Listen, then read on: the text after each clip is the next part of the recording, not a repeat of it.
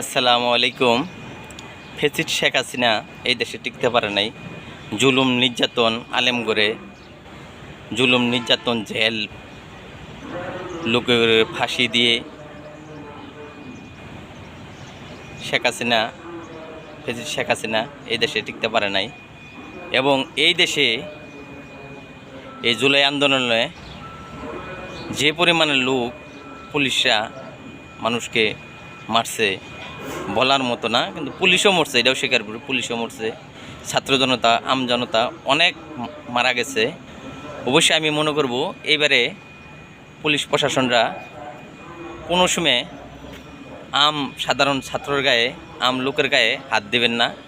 হাত দিলে এবার হাত ফিরে যাব না, এটাই সত্যি, হাত ফিরে যাবে না।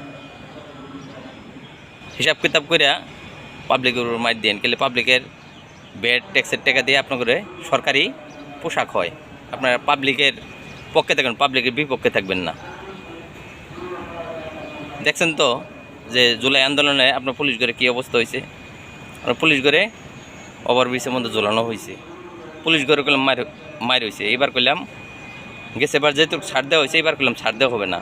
হিসাব কিতাব করে ছাত্র জনতার এবং সাধারণ পাবলিকের গায়ে হাত দেন, ঠিক আছে?